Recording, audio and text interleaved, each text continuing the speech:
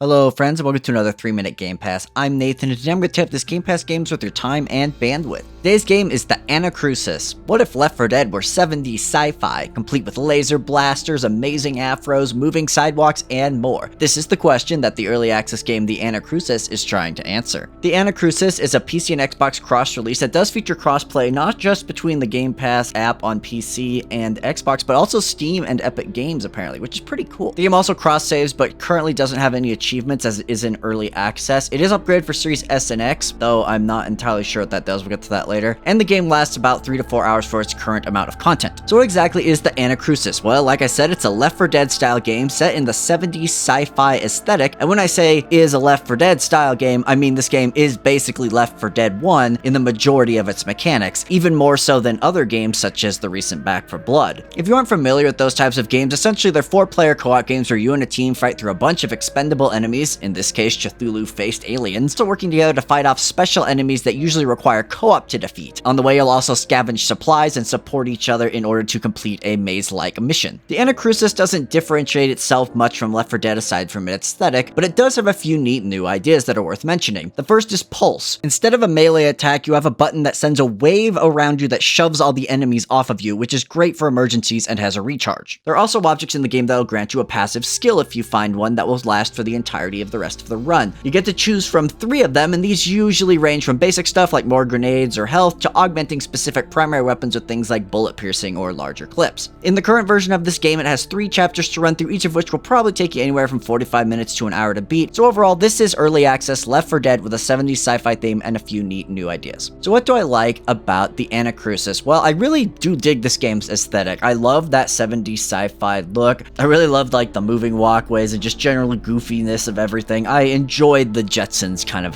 feel of the whole thing. Secondly, I really enjoyed the perk system. They're fairly impactful if you pick the right one, and they do help you mix up your strategy as you might change weapons because the perk you found is for a really good weapon you don't normally use. I like games that do stuff like that. And kind of as a last thing, I do feel like this game, if it expands on its ideas, could end up in a pretty good place given a lot of time and love. Now, come to the bad, I'm going to be completely honest and say there's a lot. I think it's safe to say this game is half-baked, or no, honestly, I'd say this game is quarter-baked. While I will judge it as an early access game, this game is really rough in almost every facet of what it does. Additionally, this game runs like absolute trash, even on the Series X, anywhere from 10 to 60 FPS at any given time. The game has no dynamic lighting and looks like honestly last gen, so I don't know why it runs so poorly. I remember giving Serious Sam 4 a bunch of crap for the same thing, but Serious Sam 4 ran way better than this game does. Additionally, the gameplay gets really boring really fast. Left 4 Dead was also very basic like this game, but Left 4 Dead worked because of the insane amount of polish Valve put into every little part of that game. This game does not have that polish, and everything from the shooting to the small number of enemies to the really just not good feeling guns and poor response time just makes the whole experience boring and frustrating. Just you know, I rate games on a 3-point scale, must play, maybe consider, don't bother. Yeah, in its current state, the Anacrusis is not something you should be playing. I honestly feel like it shouldn't have been released on consoles in the state it's currently in. It runs extremely poorly, but honestly, even if this were a solid 60 FPS, this game's easy, bland gameplay and only a few innovative ideas make it a really dull Left 4 Dead knockoff, and that's something I could recommend. To be fair, it could get better. It is in early access, and if so, I'll amend this review or make a new one, but for now, not worth playing. And that's all I have for you today. Thank you so much for watching, and go out there and avoid the Anacrusis.